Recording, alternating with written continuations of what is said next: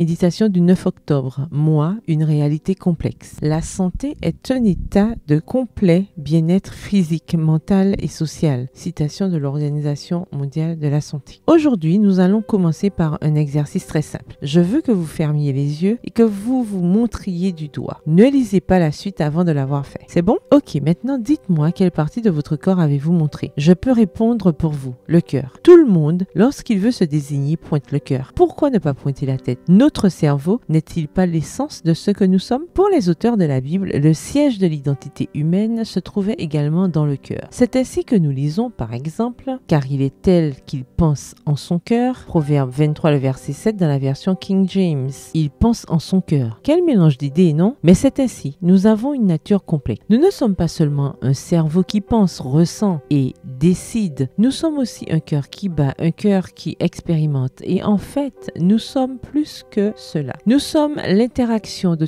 toutes ces dimensions. Nous ne sommes pas faits de compartiments étanches. Dieu nous a créés ainsi, à son image et à sa ressemblance. D'ailleurs, comme des êtres intégraux avec 3 dimensions, physique, mentale et sociale. Notre santé dépend de l'équilibre qui règne entre elles. Selon le docteur Don Colbert, de nombreuses personnes tombent gravement malades 1 ou 2 ans après leur divorce, la perte d'un enfant, une agression ou une faillite. Pourquoi? Parce que le corps ne fait pas la différence entre le stress causé par des facteurs physiques et celui causé par des facteurs émotionnels. Pour le corps, le stress est le stress et les conséquences d'un stress non canalisé sont les mêmes. Extrait de Emociones qui matan, ces émotions qui tuent, à la page 16. Cela ne pourrait être plus clair. Le mental, nos émotions négatives, le social, nos relations et le physique, la maladie, sont intimement liés. Pour avoir un corps sain, il ne suffit pas de bien manger, de faire de l'exercice, de boire assez d'eau, de prendre le soleil ou de dormir suffisamment.